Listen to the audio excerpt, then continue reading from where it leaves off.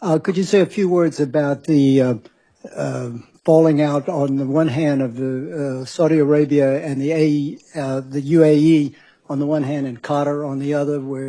Are you moving toward a resolution of that situation? It's not a falling out. It's just we don't want to have anything to do with them. The Qataris, since the mid-90s, have been sponsoring radicals.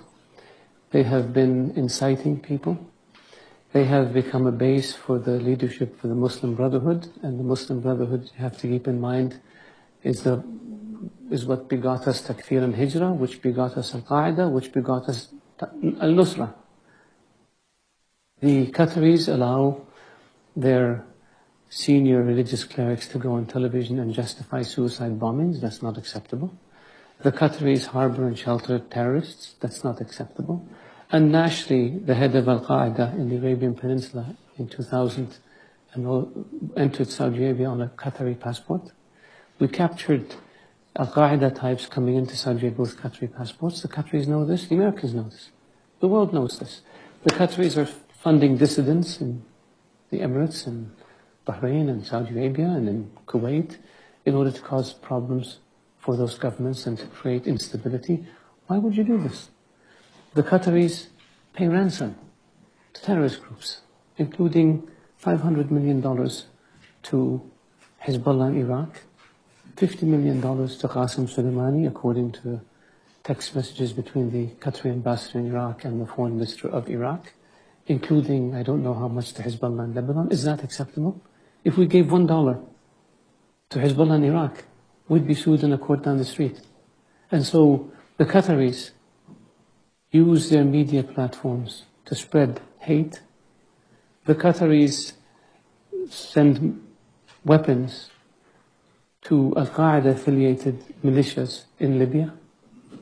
The Qatari Emir was conniving with Gaddafi on how to overthrow Saudi Arabia. The Qataris connected Gaddafi with a Saudi dissident in London who they fund, who connected the Libyans with a group in Mecca with the objective of assassinating the then Crown Prince, later King of Saudi Arabia. Is this acceptable? We have phone conversation that the Libyans gave us after they overthrew Gaddafi, where the then Emir of Qatar is telling Gaddafi how he's recruiting princes and tribal leaders and military officers and members of the royal family to cause mischief and destabilize Saudi Arabia, and predicted that within 10 years there would be no royal family in Saudi Arabia. Is this acceptable? They do the same thing in Bahrain and in Kuwait and in the Emirates. So in 2012, we cut off relations with them, the same countries. And a year later they came back and agreed that they will end all of this nonsense. And they signed an agreement. And nothing happened. So this time we said, you know what? We're not going to deal with you. Unless you change, we will not allow you. There's a list of terror financiers that the US puts out, the UN puts out, and a number of them are living openly in Qatar, raising money and giving it to bad people. Is this acceptable? Shouldn't be. Why do the Qataris get away with it? Because I think people see a young country, young leadership, they buy fancy buildings, they have a nice airline, and they think, wow, these guys are really modern. But we have to deal with the dark side that I just explained. And so that's why we said, unless you change, we're not going to deal with you. Now what happened since we took this action? They signed an MOU with the US on terror financing that they had refused to sign before. They changed their laws to allow the introduction of evidence provided by a foreign government. They reduced their support for Hamas, which opened the door for reconciliation among the Palestinians. All of these are good things. Now we're waiting for them to continue to implement all the things that they promised to implement. They refused to engage in a dialogue about implementing these issues, and we refused to talk to them. And so for us, and we've said this to them, We've taken the steps that we took. No dealing with Qatar.